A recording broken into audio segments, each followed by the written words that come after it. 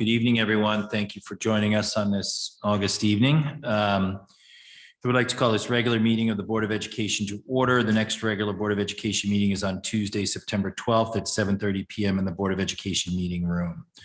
As you can see, we must be toward the end of August in the thick of summer by the attendance at the board table. We have some folks that are on vacation and traveling, so everyone deserves a break. So thank you for those of you that are in the audience. I think we have more people in the audience than we do at the board table. That might be a first in my time on the board. So thank you. I just hope everyone continues to have a really good summer. We're in the home stretch this week. Tomorrow, next week, school will be starting. I had the opportunity to speak to the new hires Monday morning at Tokenique, which was exciting. There was 35 new hires there. Like the first day of school for them, all very excited. It was a great gathering and then a great meeting, and the administration put together a great day for them. I also popped in and spoke to the administrators retreat last week also, which was here, and it was a full day session, and thanked them for all their hard work on behalf of the board and wish them well on a new school year. So I think it's always exciting, the start of a school year. Not sure the kids are all that excited till they get in a groove, but they'll wind down their summer pretty quickly. So it's also exciting. Oxridge, there's, as always, as you wind down a construction project, I was up there late yesterday. There's always plenty to do, but there is a tireless team and an incredible effort up there to get that school organized. They're still planning, moving dirt around and moving sod around, and the infamous slide. There was a meeting this afternoon on security and planting and fencing around the slide. So we'll work through all of that. It will be exciting, and we'll have kind of a celebration probably mid to late September with the full opening of that school and the consolidation of our ELP program up there. So it'll be really exciting.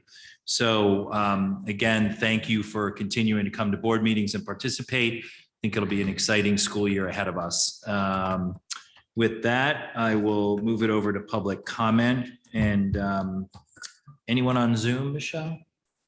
Anyone on Zoom would like to participate, please use the raised hand icon.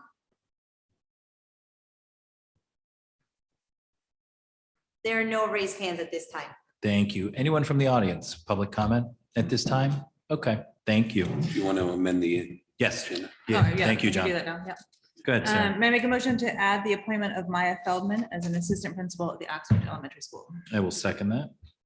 All in favor to amend the agenda? That is unanimous with all of us here. Thank you. Where are you gonna put this? Do you- I had it after board committee reports. Yeah, board Okay, committee perfect. reports. Good. Thank you. Thank you both. Great. With that, we will move on to Dr. Adley, Superintendent's report. Hi, good evening, everyone. It's nice to see everyone trickling back, and the school is getting ready. We have our facilities manager here this evening. I want to recognize them once they get up for the work that they've done, because the schools are in great shape, ready for our students. And an old colleague of mine, Glenn Langarnia, is the executive director of CIAC, and he was the author of our report tonight. So I welcome Glenn to Darien, and thank you for what you do for the kids across Connecticut and your advocacy, particularly in the area of athletics and extracurricular activities. Just as an update to the staffing, we essentially have 3 open positions at the moment. We do have a couple of long-term medical leaves that we're addressing, but the 3 positions that are currently open are the middle school math position. We have 2 finalists here coming tomorrow. For that particular position, we have 1 special education resource position, which is at the high school. And we have 1 open speech language pathologist at the Oxridge School. So we're relatively in very good shape, and we're hope to fill those positions, obviously, before the start of school here. And we're working feverishly to do that. And thank you to the margin department for all of their efforts. We were the recipients of 2 mental health grants that you may have heard about, and one was for about 130, 134 or thereabouts for personnel mental health over 3 years, and that will go towards the salary of our wellness coordinator. And then we also have received $100,000 for summer mental health programs, and some of those have actually started workshops for staff this particular summer. So we thank Dr. Dad for submitting that, and Richard also for the submission. And I think we were one of the only districts in the area that received the 130K for personnel. So that will be well received. And I think it in many ways recognizes the advocacy for mental health that the board has been supporting so supportively. Aspen will be open tomorrow for families, and that will be Wednesday, the 23rd at 3 o'clock for class lists, bus assignments. Bus assignments will also be posted at the same time on the district website. All staff convocation. If you want the breakfast, get there at 8. If you want to just be at the start of the program, 8:30 will kick off in the high school auditorium. You're more than welcome as members of the board to attend that. What date is that? That's Thursday morning. It goes for about an hour and a half or so. Well, as the chairman said, and I thank him for opening up our new teacher orientation. Our new teacher orientation now is 3 days. Normally it was 2. I will say that Amy, Marge have planned wonderful learning opportunities. And as Amy said, it felt like we're learning side by side with our staff, and we weren't so crunched for time to get things in that we can actually take a wee bit of time to breathe and reflect on things with our new staff. So that's day 3 will be tomorrow. We're obviously looking forward to the first day of school on Wednesday, and we'll be ready to receive our students. And thank you to the members of the cabinet for all of your organization of, Shirley's not on, but for your organization of these particular meaningful days in professional development. We look forward to welcoming our students back. Oh, there you are, Shirley. Sorry. Shirley. Thank you. Our student, Swaha is taking a break, which is good and well-deserved. So I'm sure our student representatives will be back in September. We'll move on to approval of the minutes. May I have a motion to approve the minutes of the special meeting held on August 8th, 2023. Dennis, second by John. All those in favor, unanimous with everyone present. Thank you. We'll move on to any board committee reports. Been quiet. All right, good. We will move on to presentations and Wait, discussions. hold on. Hold on. Yes, sure. I need to do the motion to appoint. Oh, yeah. Good. Go ahead. May I have a motion to appoint Maya Feldman as an assistant principal for Oxford School? Second. All those in favor? It is unanimous with everyone present. Thank you. I'm not sure if she was still tuned in, but she's on vacation in Florida. We had a good meeting with her earlier. So congratulations, Maya. Welcome to the district, and how exciting to start as an assistant principal in a brand new school. So we wish you well for the school year. Thank you, Sarah and John. We'll move on to presentations and discussions. Rich, you're going to update us on any changes from an enrollment perspective. So overall, since the last board meeting, we gained 10 students. So our total enrollment is 4,575 K-12. K-5 students only went up by 4 students with no changes in class sections based on Board of Ed guidelines. Overall, we're down 11 students, so essentially flat year over year. Okay, good. Thank you. Do you see anything? What's the activity like between now and next Wednesday? Usually it's pretty minimal. So we would think it'd be pretty minimal. Usually if you get anybody, it's like move-ins. Right. So we wouldn't expect any significant spikes. Okay, good. Dave? Anything close on sections or breaks? So Oxbridge fourth grade is the one that's closest, and it's 1 student from Tiffin. Thanks, Rick. Good. All right. Thank you, Rich. Kevin, update on summer facilities. Some say you're busy during the summer. Plenty of seats if you want to sit down. Thank you. No. Yes, very busy summer. Tons of capital projects, but also the emergency variety as well as the planned and projected. So I don't want to start off on the negative, but I'm sure you guys read the memo, and the track was unfortunately delayed due to a manufacturing error in Georgia. Could you just make that microphone? Is that on, Kevin? Yeah, I believe it is. That's better. There we Thank go. you, Kevin. You're welcome. So the track has begun to take delivery of materials starting late last week, and we're going to start breaking ground as early as tomorrow. And that's less than ideal, but given all the rain that we had in July, we have to get moving on it sooner rather than later. Otherwise, this will trickle well into the fall. So as it stands, we're targeting the 1st of October. Other than that, all the projects have gone extremely well, and we were able to get them all done for the safety, security, and well-being of the students. Go ahead, John. So Thanks. what's left on the track? I know the pavement's down. Right. And ironically, I saw the first shipment come in during a wild downpour, right? So, but all kidding aside, what's left? Sure. So they've begun making the markings on the exchange zones on the track. And what happens next is the base asphalt layer goes down. And then on top of that is the actual running surface, the crumb rubber that you'll see. So that's going to go in full swing, and weather is always the enemy. So we're praying for no rain, which will just slow down the process even further. What's the cure time they need once they put the final coat on? Cure time for the final coat is only a day or two. The problem is getting there. We need a good 20 to 25 days, uninterrupted work days, no weather, no events, and we're going to do our best to squeeze it in. Okay.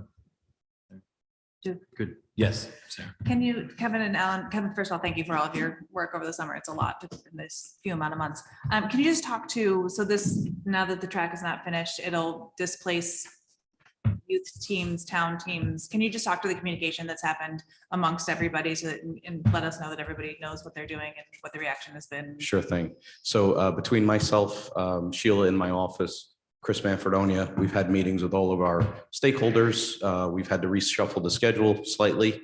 Everybody's aware of the field space, how they're impacted, where they need to go.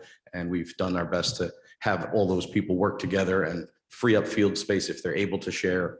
Then everybody can have access to turf and grass fields around the district. So everybody has a place to go. That's correct. So what period of time will that field actually be down for? So it starts tomorrow and it'll be down until it's done. We did provide the vendor 6 dates where we asked them not to work: home football games, girls field hockey, events that we didn't want to move or pivot around. So he's aware of those and will plan accordingly. So I hate to ask too much in the weeds, but how does a home football game work? The home football game, if all goes well, should be uninterrupted. But you may see if we're in middle of the process, for example, the track will be protected, the game can occur, then the vendor will come back the following day, remove the protection and get back to work. So you've got to really orchestrate, and Mr. Manfredoni, I know you do this during normal games, but you just got to make sure you've got the right team up there to make sure people know they've got to, there's a lot of people that walk around and roam around at those games on and off the field. So Yes. you've really got to have it buttoned up for the protection of the investment that we're doing. We have signage that's going up. We're putting out the message to the different stakeholder groups to notify people that if the gates are Yeah. locked, please refrain from walking on the track. Good, good. Dave? Rich, do we anticipate any cost overruns given the delay from the manufacturing error?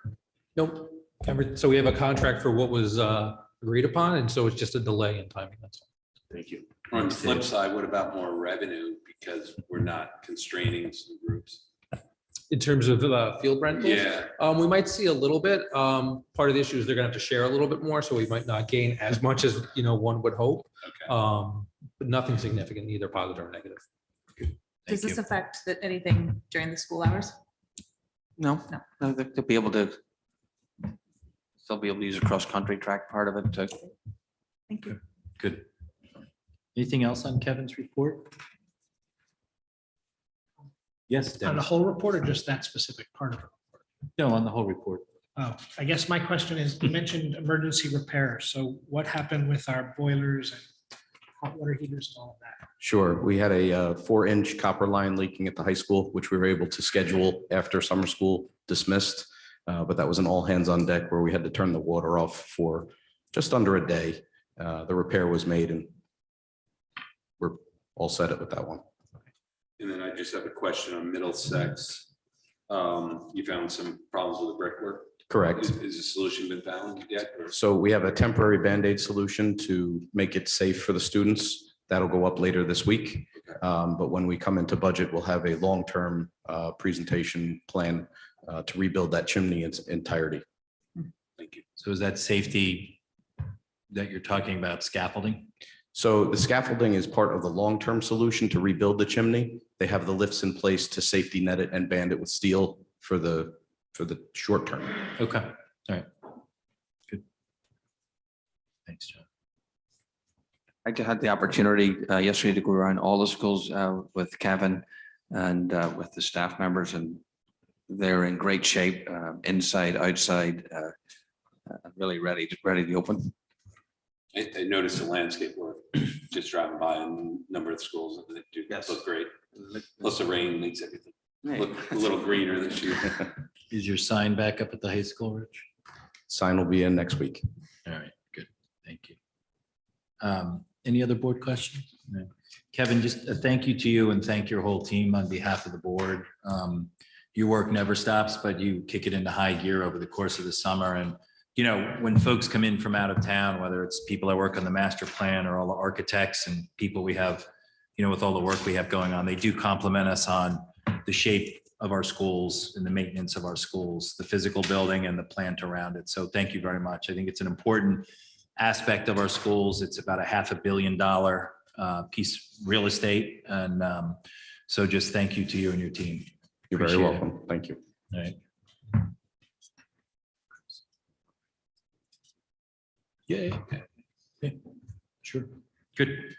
So thank you, Kevin. We will move on to discussion on athletics with the CIAC and Mr. Glenn Lagarni. Sorry, Glenn.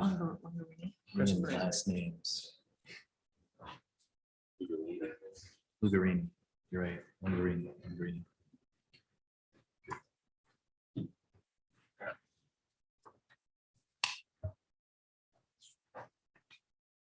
So Chris and Glenn, thank you for being here this evening. Glenn, thank you for the work around this. I think, you know, what we're trying to do is, you know, everyone comes to the board having read through the information. So if you want to go through at a high level and maybe talk about some points you'd like to reference, and then we'll open it up to board questions. Sounds good, Mr. Chair. Thank you, Dr. Terrific. Adley. Thank you for the opportunity and privilege to speak with you today. Upon looking at the review of the athletics program, so at CIAC, we do have a program that entails a more in-depth athletic review. There are 5 standards to our full athletic program review when we conduct those. This, we were looking at just one standard of those 5. We were looking at, for CIAC, what we call standard 3, which is our program resources and equity.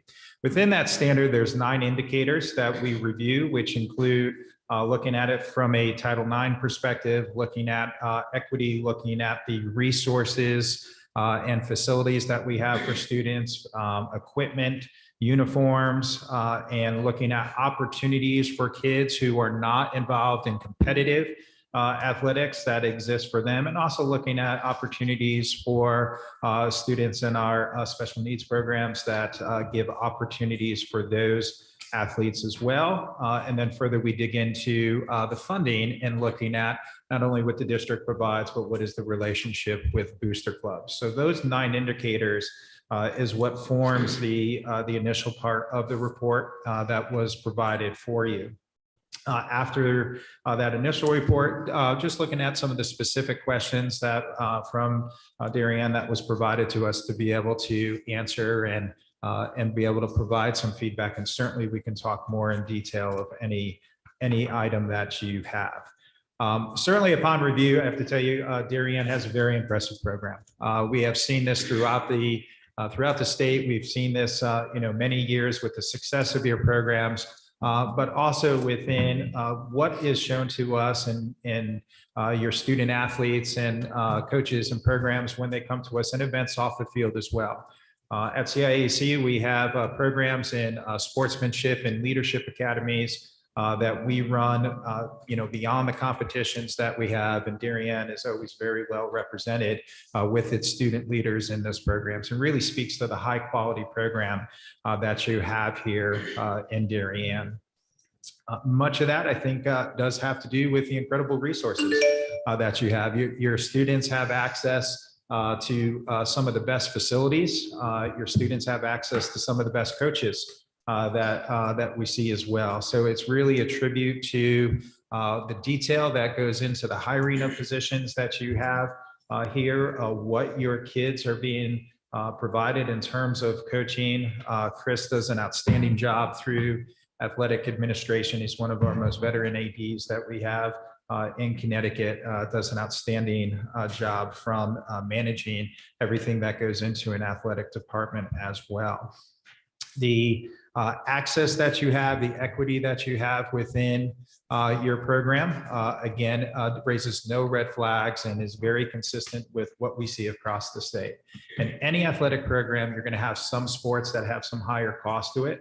We see consistently across the state in some of those higher cost sports where there is some expectation of support from parents that get paid for those. The one that we see across the state is hockey. Is very common that there's some additional funding that that comes into those. And then there's a lot of club sports as well that certain schools have elevated to to those varsity statuses that CIAC doesn't sanction and run championships for. For example, girls ice hockey, skiing, rugby, sailing. These are sports that do exist. There's definitely competitions for those, not governed by CIAC. And in those sports, it's very common throughout the state that we see supplemental funds being asked in terms of parent participation for that. From a, just very quickly, from a Title IX perspective, I think Darien, again, is doing an outstanding job. Access to facilities, access to equipment, equitable across the board. Again, keep in mind that while Title IX requires that, that we have equal access, and equal access doesn't necessarily mean the same access. So you have to look at also the participants that that are participating, the cost of various sports, but it is very balanced here in Darien. Impressively, you only have about a 2% differential of female athletes to male athletes in the state. So you're as close to anybody of having a 50-50 comparison is really what we see across the board. And that's attributed to what you are doing to promote female sports within the state as well. We're proud in Connecticut to have the most highly recognized unified sports program in the country, and Darien is a great part of that as well. So providing access to kids at all levels to be able to participate is certainly something that you can take pride in here in Darien. And one of the pieces that was really impressed about as we dug into this more is what you're offering in terms of intramurals and opportunities for kids who aren't necessarily interested in being highly competitive. Within school sports, yes, school sports is truly the last classroom of the day. It's an extension of your school curriculum. We are an education-based program in our CIAC sports, so we do look to extend that, but there is a level of competition. We do expect, again, at the varsity level, you are competing for league championships. You are competing for state championships. And there is an expectation of skill level to participate on those teams and an expectation of competitiveness when you're competing on those teams. So, with that, you want to have opportunities as well that you can provide for kids to stay engaged, to live those healthy lifestyles and engage in athletics that maybe don't have that interest in that competition. And you offer a wide variety of intramural clubs and activities as well, which again, I think actually puts you close to the top as one of the leaders in the state of those intramural programs. So just an outstanding job by Darien and their athletics department and the work that you're doing there. With that, I'll give you an opportunity to, kind of dig in deeper where you would like to, and any questions or any areas that you would like to direct me. I'm happy to go into further detail on what I've provided you. Thank you very much. Appreciate it. Board questions? John? I guess, I look at this and thanks for giving an overall context and kind of where we stand relative to, the rest of the state. So I appreciate that. We rarely get a look at that.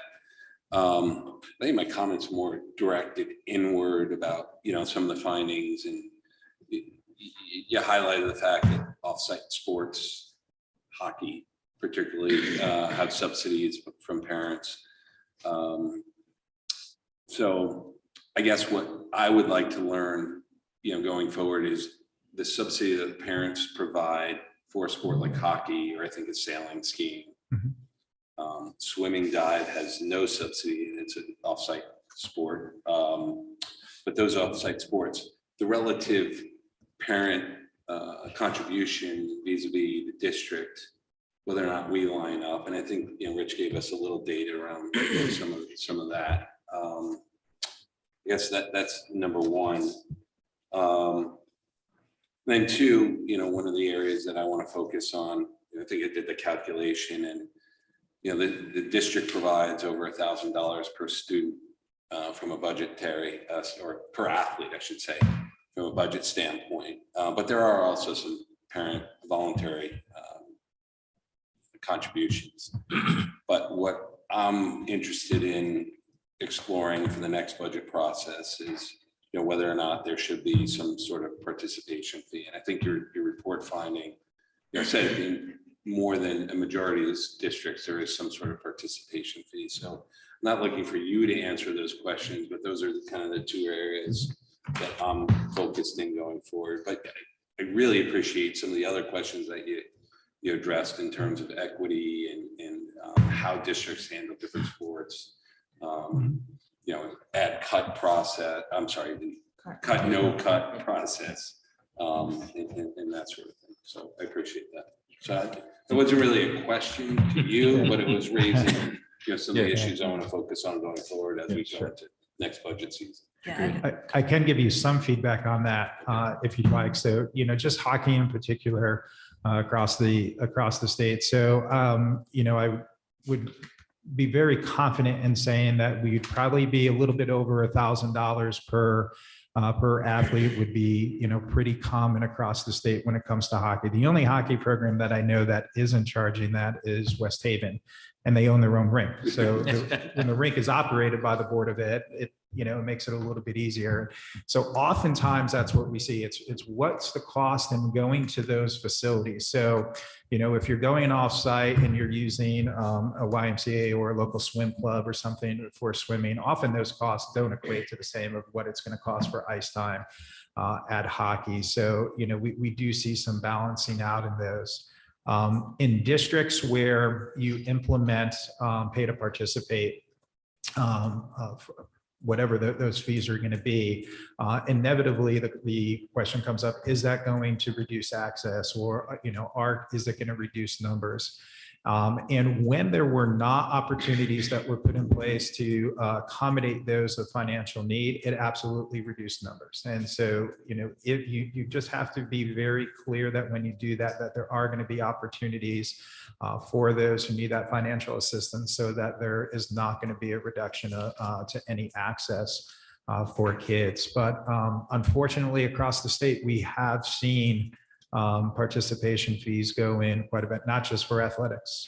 In some of the schools that I've previously been a principal at, I've seen that we've had to institute those for things like theater programs, marching band programs, other things as well to offset.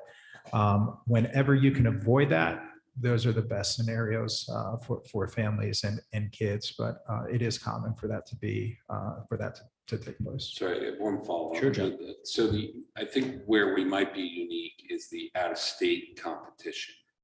Yep. Given the competitiveness of, some of our sports and then looking to, Yep. compete against. Sure. So did you get a chance to look at the frequency of that, within our district vis-a-vis other districts? Yeah, so in this, and it's funny, it really depends on the area of the state. So in the northern part of the states where you're bordering Massachusetts, where you're bordering Rhode Island, it's pretty comparable to where you are in Fairfield County.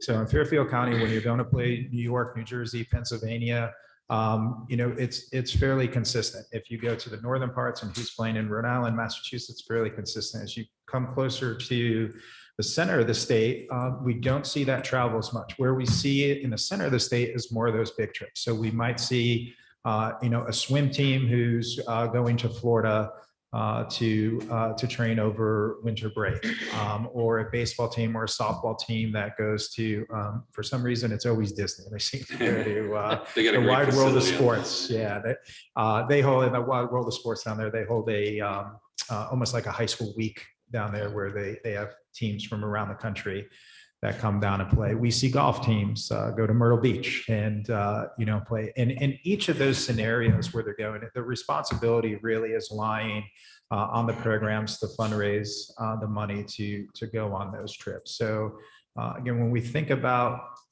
education-based athletics, what we're providing for our sports, we're providing equitable opportunities for our kids to engage in competitive sports here on the high school campus. But when we're taking those trips beyond that, it's really above and beyond, what the average high school experience would be in that. So it's very common when those things happen that it is fundraised. Even trips, some of the smaller ones, I think I mentioned there, we see quite a few teams will schedule, 2 schools will schedule to go down to up to New York to Cooperstown to play a baseball game. It's very, very common to see that. And we'll see the schools combine and fundraise money for the bus to go up there. Often we see the 2 schools even combine and go on the same bus. So they use it as a opportunity from kids from different schools to come together, enjoy that experience, compete, and come back together the next day. So, but again, they fundraise the money for those. One last follow-up, just what about the cross-border short day trips, if you will? Do you see are they fundraised or do you see districts paying for those? I'm thinking, Stonington to Rhode Island or, up in the quiet corner somewhere in Massachusetts. Right. So oftentimes, and I think almost all the time, those trips require coach busing because I don't believe our school buses will cross over the state lines many times. So with those, it is common to fundraise the difference in the transportation. Okay. So there may be an allocation for each away game for 4 buses, and so the school may pay for what would take you to that border. And again, it's a bit of a gray area, right? Because as a district, you do need to provide transportation. So when you're providing that transportation to and from, and you're thinking, how do you subsidize that? But it is common that there will be some kick in from fundraising money to get that coach bus. Thank you. Have you seen anything across the strait in terms of the fundraising for the nice to haves, and that you've got a football lacrosse team that can raise significant dollars for the nice to haves versus some of these smaller teams don't have that fundraising capability for the nice to haves? Is there any methodology you've seen? I hate to use the word cap on fundraising, but I have heard that being used before. Yeah, so in districts where that's been a question or a concern, the most common remedies that we've seen to that is for a percentage of fundraised funds that would go towards a general fund. So, it might be 5%, might be 10%. So if you think about that, 10% of what's going to be raised by 120 kids in a football team is certainly going to be greater than 10% of, the kids on a tennis team. But when it's coming into that general fund to be used, and that fund can be used for things like the busing, transportation, any of those costs, we've seen some of that be used. Well, the district will designate what it can be used for. Obviously, uniforms, transportation, like you said, those nice to haves. Now you're starting to be a little bit more equitable, right? Because 10% is equal. It's 10%. It's not the same because you're going to have more come from football than some of those smaller sports or lacrosse. But now you've created a bit more of an equitable situation. Mm-hmm. The other strategy that we've seen is caps just put on what can be, what can go towards, certain things. So, maybe we've seen places where they'll say you can only spend, X amount of dollars on postseason banquets, individual gifts for kids, or spirit wear gear for kids, it can't exceed X number of dollars.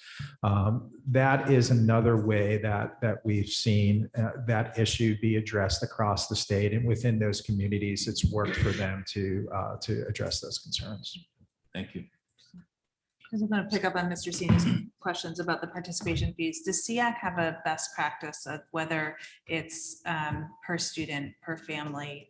Are there suggestions if we're thinking about potentially going down this route? Yeah, it varies so greatly from district to district. Honestly, best practice is still to use it as a last resort. If you don't have to charge those participation fees, don't charge them. But it's very difficult to create that standard because, you know, what an appropriate standard might be in a DIRG A district will be very different from what it would be even if, you know, a DIRG C or D district. So when we look at that from a statewide program, we just stay consistent with the best recommendation is avoid it if you can. Dennis? Is there any thought or general practice on what constitutes the, because you have in here bus shortage, driver shortage for busing, but I'm more thinking of just, is there a minimum time or mileage that should be a coach bus versus a school bus? Or is it the championship meet should be school, but you know, is there any determination on what determines a coach bus versus a school bus? Yeah, that's usually determined again, district by district and almost similar to the participation fee. I think you could, you know, really almost look at it where, you know, once you're beyond, you know, really DIRG B schools, very rarely will we see communities that can afford even fundraising wise to provide those coach buses going longer distances. So it is, you know, again, that would be something that as a district, if you wanted to set a distance limit or, you know, look at a postseason limit for that. But it's what is the community, you know, sees as, you know, the reality of being able to supplement the funding to do that, you know. In my time as an administrator, I served in 3 districts. 2 of those districts, we couldn't even consider that at any level, even through fundraising. In another district, we were able to provide that for, you know, lengthier trips. Generally, you know, if we were going to travel greater than an hour, we were able to supplement and provide that through some fundraised funds. So again, that's going to be district to district. And I'd say once you're out of DIRG B, maybe some DIRG C schools, it's rare that we see that across the state. Thank you. Did you say earlier, though, at some point, and Rich, I don't know, based on our contract, is there's an issue with busing in terms of crossing state lines sometimes where we'd have to look for a coach type bus? Or And yeah, and again, that might be bus company by bus company. You know, one of the bus companies, several of the bus companies, I know, you know, the school bus companies won't cross state lines. Others will. It's your bus company's purview on that. Rich, any additional color on that? So, I mean, some bus companies won't cross state lines. Some won't even go on highways as an example. The last 2 years specifically, we've definitely had a driver shortage, which has impacted transportation where normally you would have a school bus and you had to get a coach bus because you had no other option. Otherwise you would have transportation. Sure. So even as we go into next year, we're still not fully staffed. We're pretty close, but not fully staffed. So you're still going to have those issues with whether or not you can provide a regular school bus versus a coach bus.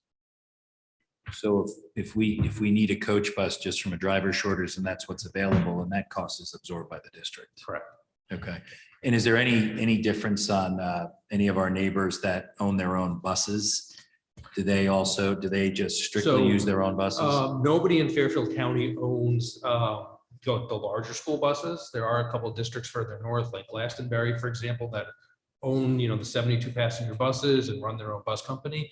But down here, everybody's either using First Student, DATCO, SDA. I mean, those are the primary vendors in this area.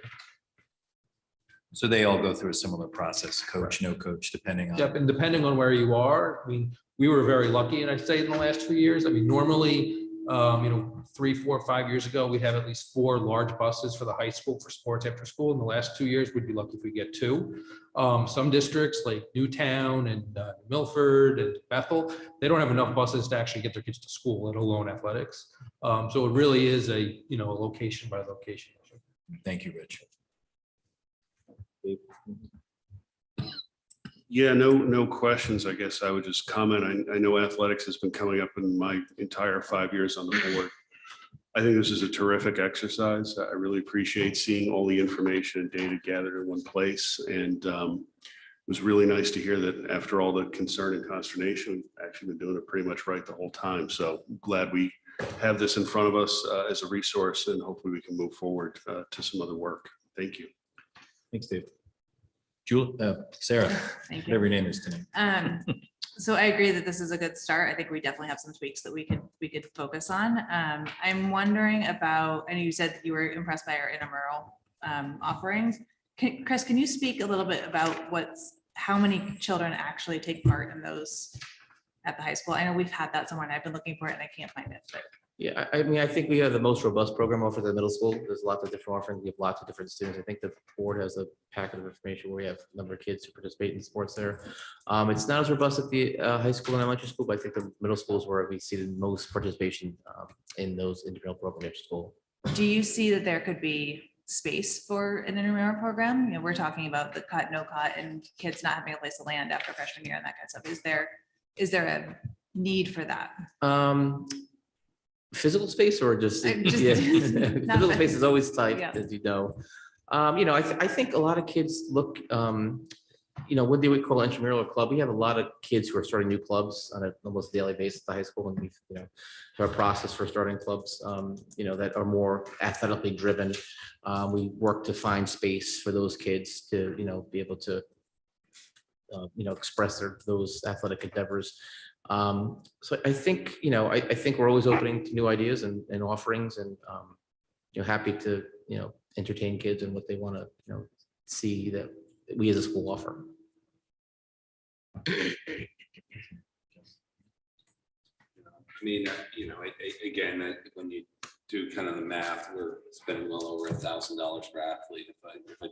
I actually did it versus the number enrolled, but my math is flawed. We have over 950 high school students playing, sports, and we spend just under 1.5 million on sports.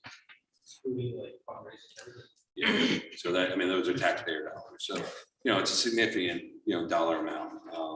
And so that's where again, I get the point. If we don't have to do participation fees, we should try to avoid it. But at the same time, some of our peer districts that have, similar resources have instituted modest fees. I certainly don't want to impact the, number of students. We want to make any means available so any student can play. But I guess, I think going forward, we got to figure out, if there are maybe, to Dave's point, we looked at everything and, we're managing it perfectly, or are there a couple things that we should look at in the next budget season? But I don't know if we're going to decide anything right now. So Good, Sarah. But coming back to that participation fee, so we do have a lot of voluntary parental contributions, and the way that they're presented sometimes doesn't necessarily seem very voluntary. Like if you go on, I was on my school bucks the other day, and there's the football thing that doesn't, the word voluntary is not there. It's just here's the football charge or whatever it's phrased as. So I'm just curious, if we do a participation fee, we would, my feeling is that we should not do another voluntary contribution on top of that, right? So are there districts that do both? Is that excessive? Just would love to know what other districts are doing in terms of that.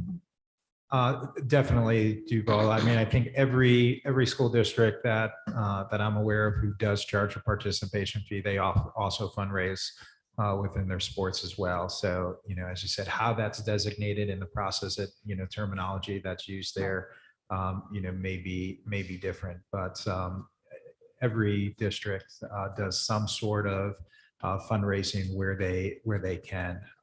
That may not be the same. I think here there's equal opportunities throughout the sports to be able to do that, where sometimes when we get into our more urban districts, it's not as diversified, but there is definitely fundraising happening across the board, even when there's participation fees. Thank you, Sarah. Rich, just on your sheets here, so you break out student activity expenses. These are all for the clubs and all in the back, right? And then you broke out robotics and intramurals. Okay. So again, just for the record, has this been posted yet or no? Not yet. It hasn't been given out to the audience here this evening, but it will be posted. Yeah, so this was in response to, we had to break down all the sports related fees at the starting in June at the finance committee. So I just asked to embellish it through non-sport related extracurriculars. So that's what. So I think we're, to Dave's point of the time on the board and my time on the board too, we've looked at this, a number of times. We've done some good work working with the Y and stuff like that and kind of streamlining some of those contracts. But I think we've got a lot of data here. We don't have a full board. At some point, I think the board has to think through, it looks like we did number 3 out of 1 through 5 that you provide. It'd be interesting to see what, the other components are of a review. I think what the board has talked about over time is, what does this look like in terms of extracurriculars? Within that, there's clubs, there's councils, and there's sports. So, and, to the point, I think this gives a really good insight as to how we're doing, the ratios of young ladies to young men. So I think, what the board has to think about on a go-forward basis, I think, is what's the goal here? I think you've got to go out and say, what are we trying to get to? I'm not sure equity is the right word, just based on the numbers in the sports and the cost associated with some of the facilities. We're not going to have a swimming pool. We're not going to have an ice rink.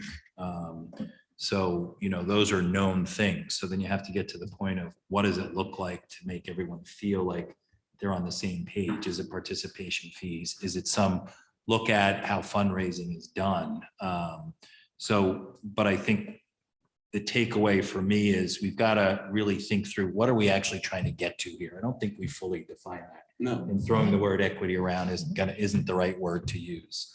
So that's kind of my thought process on a go-forward basis. I think the rest of the board should look at this data. Thank you very much. I think this is a good step. We've never kind of had an outside look in. So I think this has been very helpful. Rich, can put the numbers together like nobody. So this gives an accurate view, but that's kind of my thoughts on next steps. Dennis. Sorry, just one question on this with the student activity expenses, the sheet we were just handed. I find flaws in lumping band, chorus, and orchestra in with, because those are academic classes, no? Yeah. So I find a flaw putting that as a club and council. To me, that's an academic class along with Middlesex band as well, or orchestra. Or these the extracurricular activities tied to those? So at How did you break that? Yeah. out? So it's anything that's considered a club and council in your budget. So like the theater and things like that, those are clubs and councils within your budget. They might be academic related, but they are considered clubs and councils in terms of how you categorize them in the budget. So band, if there is considered a club and council. So like theater, for example, band at the high school, band at the middle school. We did not include the all-town music festival and things like that, which you see at the elementaries, which is our clubs and councils in RC 13. But these are considered your clubs and councils, how you define them. But to Denny's point, band, orchestra, and chorus are academic classes where you get a grade, correct? So Is that? that's accurate, right? Yeah. So to me, that's not a club and a council, which is an extracurricular. Correct. So Yeah, that's a curriculum. going forward, this has to be a board decision, but can we pull out that and put that into our actual budget that's not, in our curricular budget? Well, we'll have to look at the actual cost expenses for the classroom part of it, because sometimes these actually then go into evening activities and Yeah. different other. Yeah. So there could be a component to Dennis's point and Sarah's question. There could be a component within these dollars, Rich, that are more associated with extracurricular than the So the stuff curricular. that hits like the student activity accounts, for example, those are kind of like the after-school events that you might have. Okay. But you have advisor stipends, for example, that are also considered clubs and councils within your budget that might be more curricular related. Okay. I agree. I mean, I don't eat into any curricular. Good. All right. Good question.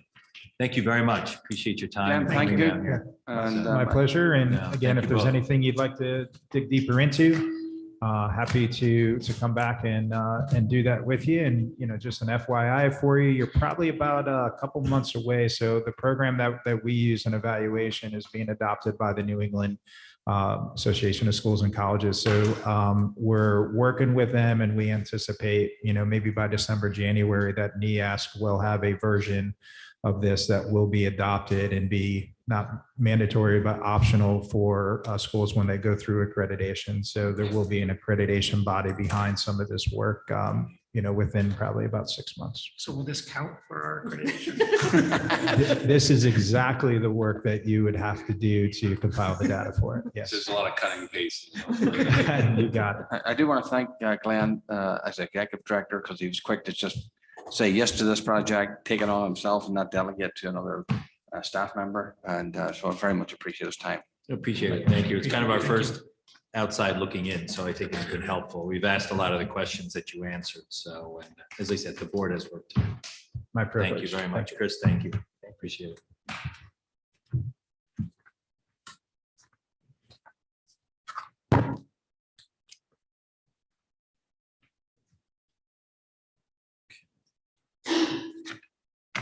We'll move on to the next section, first reading and discussion on proposed revisions to, let me wait for Dr. Adley.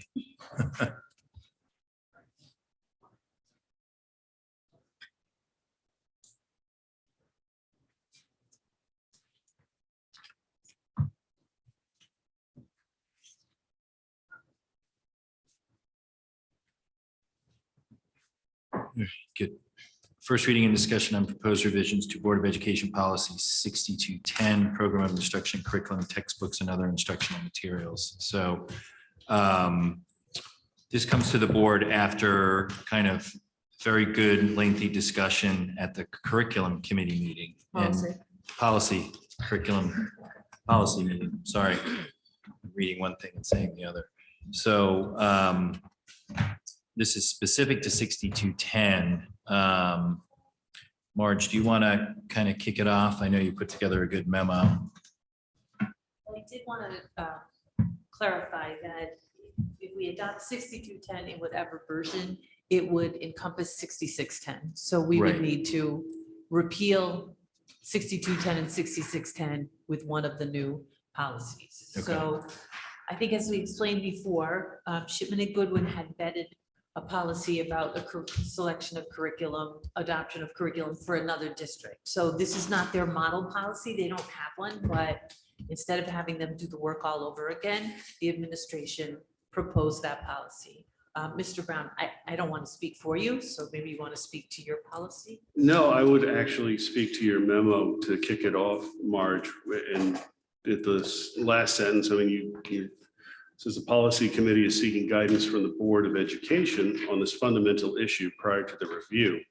And it's a question of whether we want to have model policies or whether we can actually do work at the policy level and generate and perhaps do some other things and look for guidance from Shipman or look to guidance from the board itself. So as I see the issue before us today, it's really that gating issue of how would the board like the policy subcommittee to proceed in its work. Mr. Chairman, I would respectfully submit, given that we're barely a quorum, perhaps since the question here is what's the full board's opinion or full board's take, that's maybe not a question we should get into today, and perhaps we should consider. We just want to also, no, thank you, Dave. Appreciate that in March. So at the end of the day, also 6210 was approved by the board in February of 2023. What was that? 6610. 6210 was approved. Right. 2009. Yeah, 6610 was actually revised October 11th of 2022. Right. Okay. Yeah.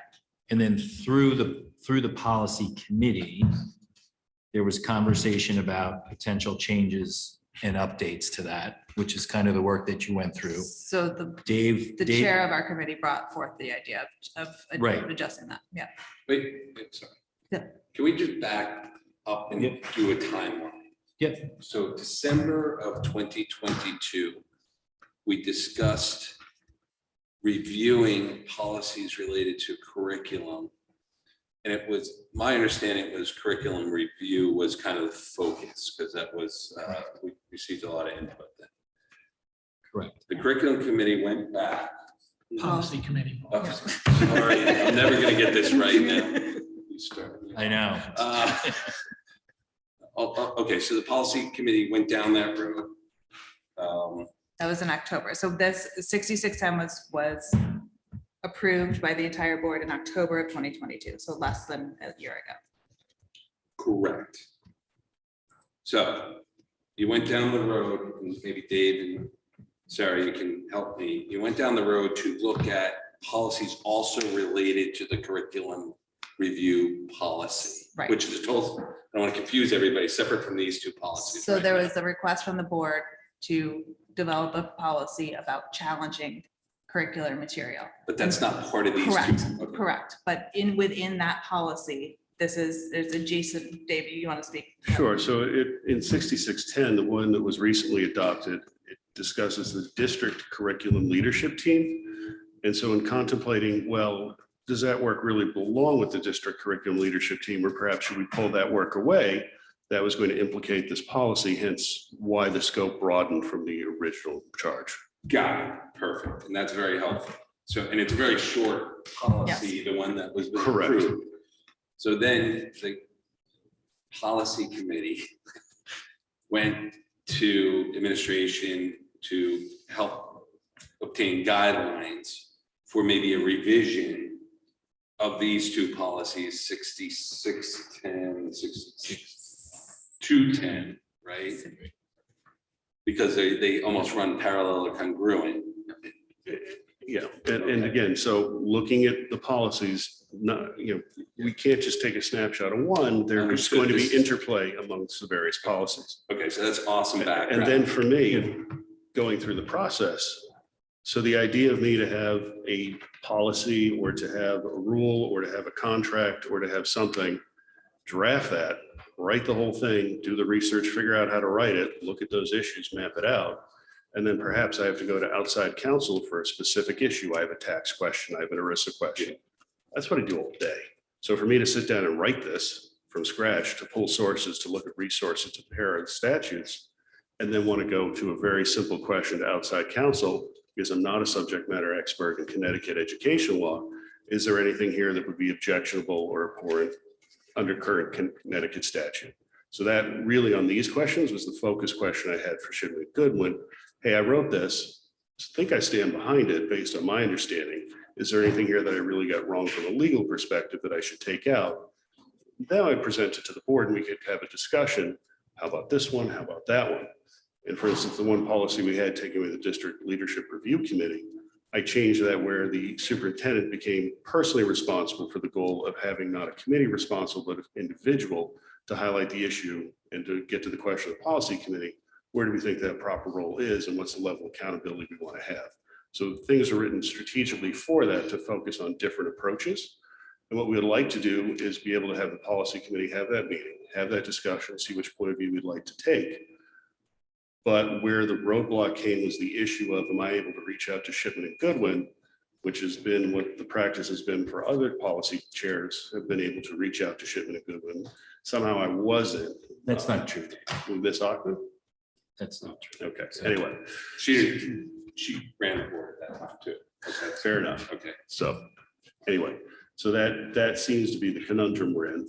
And again, I feel we're going a little down the road too much. I was just trying to get background, but if we're going to have a substantive committee, substantive discussion at the board level, maybe that's not best today. I mean, we're a quorum, it's on the agenda, so let's at least get started. Yeah, I don't disagree. I don't disagree. Anything you want to add there, Sarah? I mean, I just think that the process has always been at the policy committee, subcommittee level, is that we discuss as a subcommittee whether or not there are things we want to change in a proposed policy from our legal counsel, and then go back to them and say, hey, can you adjust that? So this was a change in that policy. I also want to just clarify the memo. I just want to clarify the memo that Marge put out and Dave put out. So the fundamental issue here is whether or not the curriculum, who should be the curriculum leaders and who should be on that district, the team of people creating curriculum. I don't think the fundamental issue is what you were just stating. I think the fundamental issue is who we want on that team. Is that So when you say team, what do you mean? the district leadership team, As curriculum team, the district curriculum leadership team, that's in 6610. Right. And I think to Dave's point, and I don't want to put words in your mouth, you wanted to expand that to include board members. Well, I think if you look to the comments we were hearing that Mr. Sini referenced earlier, we were hearing a lot from the community and there was a lot of consternation. To, I don't want to paraphrase inelegantly what was said, but people felt that there was no accountability, that this just was the same people who were putting in material that people had questions about. They would look at it and then, of course, they would just put it right back in without explanation. There were people who were disappointed with that process and were looking for the board to take steps to improve the level of accountability in this process. The process I wrote very dramatically changed that and took it away from the committee and put that to Alan. It also created a mechanism where Alan would have to explain to us why it was being included or not included. It also had a process whereby it would be introduced back, any curriculum materials, once we understood what the curricular tieback was for that particular material being introduced or why there was no better material available. And then further, the board would have one last chance where if Alan decided, yes, we want to put this in, the board could actually say, you know what, we're going to overrule you on that. So it was a very different process than sort of this black box development. Curriculum development. So just from a process standpoint, I guess my question first is, does the board support the embellishment of these two policies and the merging, right? That's first, because if it's no, we just passed the policy in October 11th, 2022, then this whole exercise is moot. Right. All right, so I actually think there's been some good work done. I'm looking at 2 memos here, or I'm sorry, proposals here. And I think I like the embellishment of the policies and the merging personally.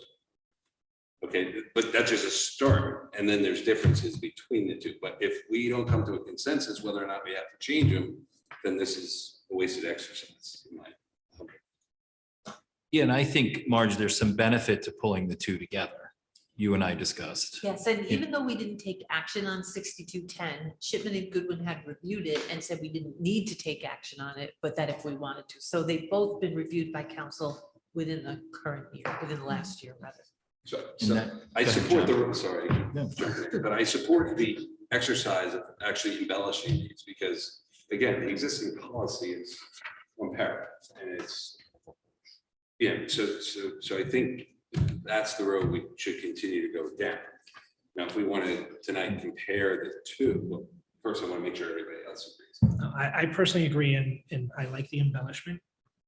And I guess my question goes back to you. Does that answer your concern or do we need to go further? Because that part is still, I'm very blurry as to what our charge is on this agenda item. So one question that came up in the policy committee was how do we actually do this? There was a thought of going line by line through the documentation, which didn't make a lot of sense, but we I got guess, there. I guess my question is, I don't know what changed And then, from yeah, the new policy committee to the old policy committee. I mean, you had a series of policies that you reviewed. They would be reviewed by Shipman and Goodwin. If there are any changes, they would be proposed to the policy committee or a model policy would be sent for review. The policy committee would then review that, agree, disagree, or I don't like the word embellish, but that's So I the word think- of the night. so I But think- I don't understand, what's changed in terms of that process. That process has worked. I appreciate you, Dave, going out and drafting your own policy, but I think that puts you in a difficult position because your view might be different than others, just from a conservative standpoint or a liberal standpoint or a political standpoint. And I think, there's a feeling here of you looking to insert your thoughts in here, which are fine, but I don't think a subcommittee does not have the authority to go and an individual in a subcommittee draft a policy and go have Shipman and Goodman look at it. I don't think that's how a subcommittee should work. So my question is, why can't you use the draft that has been provided by Shipman, work in your subcommittee and insert some of these thoughts, which I think some of the thoughts are actually pretty darn good. so how do you, so I guess presuming, Duke, that never happened before, fine, we'll leave that there. How do you envision that David, process? I don't want to get in an argument with you, but everything seemed to be working until you got involved, so to speak. and you're trying to ram down your policy down everyone's throats. Well, I would agree with you Right? completely. But that's how it came across from a policy. So maybe it came standpoint, right? across, but I didn't write this and say we're throwing Shipman in the trash. I wanted guidance from Shipman to make sure it was conservative. I Right, mean, it but was you consistent. didn't go through the process. You should, if you wanted to So what's that? insert this into the committee, Which process? you should have brought this to the committee and said, hey, I spent time drafting a policy and bring the policy to the committee. I don't, you had no right to go or request or put the administration, in a position of saying, all right, the chair of the subcommittee wants me to run this by Shipman and Goodwin, and it hasn't even been run through the committee yet. That's like you trying to ram your thoughts down the process. It's not right. And I don't see what was wrong with the existing process that we had. And I don't disagree with any conversation at this table that if we want the policy committee to go back and look at what you proposed and match it up against the model policy and have that discussion, that's fine. But I think you immediately offset the committee and it became you and Tara against Sarah and Julie. And I think it was just in bad form. So I would agree with you, minus a couple exceptions, but the main point would be that this was shared with administration, was never shared out to anyone else. So I think there was some issues there in terms of how that probably could have played out where things could have been better. And to your question of how should this work, whether somebody drafts and proposes or whether we use Shipman as a starting point and move back from that, I don't really see what the difference is other than, one will have a lot more strikeouts than the other, fine. But how would you propose that the committee actually does that work? Do we circulate drafts? Do we not circulate drafts? I'm not certain the best way to do that, given some of the FOIA and other issues that we have. In the past, we have not created drafts. We have sat around the table and said, this is Shipman's model. I like paragraph A. I don't like paragraph B. Here's what I would like that to say. What do you think about that? And then we would have a conversation together. That's what would have happened in the past. So may I make a suggestion that, because again, I think, I look at your transparency paragraphs, I think there's room to include that in the model. I mean, is there any way that you guys can go back and use, the administrator's proposed through Shipman new policy and then discuss whether or not there's certain aspects of your proposal that the committee would be interested in inserting, and then come back to the board.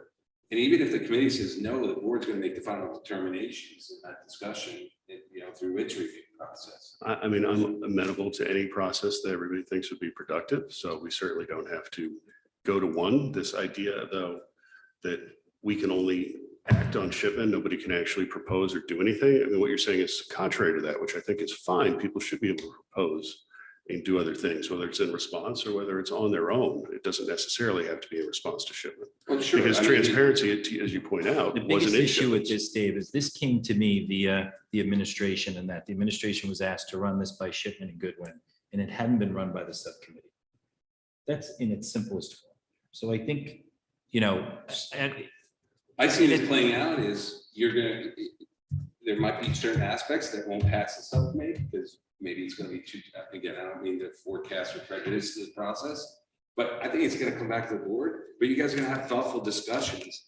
And I just like the attorney vetted versions of, model, but I'm not, again, I think there's some valuable input here, but I think by using the kind of attorney vetted version and then looking to insert or exclude parts of that works a heck of a lot better than a unilateral proposal that your subcommittee didn't support.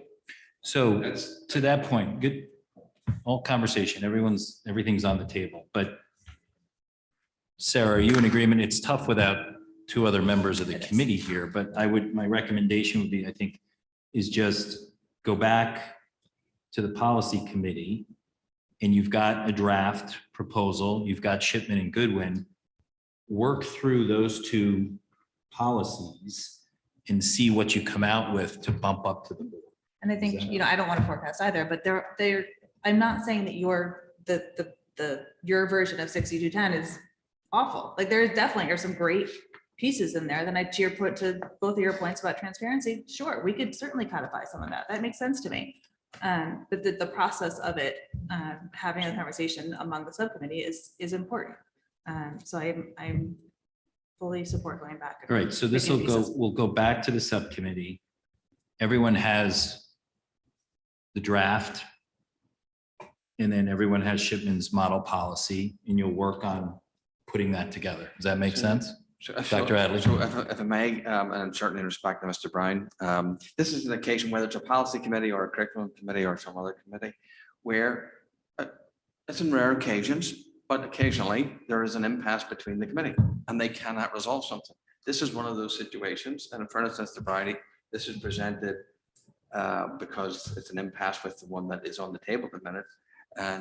But I think we've worked through that. I think everyone that's at the table right now is in agreement that there are components of both that they could work through. I think the committee got tied up a little bit. I understand, got tied up in the process and, you know, the Shipman and Goodwin involvement. So. And you might come to an impasse. Great, and then here are our two options that we're at an impasse with. I think We would like you to. essentially to that is apply. what this represents. We're an impasse at a couple of issues. Is that fair, Mr. Brown? No, I think this is really a gating question on procedure. And I think that's been answered here. So that was really it, was the full board to tell the subcommittee, the policy subcommittee, how we should work together to go through these things. And now we have our answer. So thank you. All right.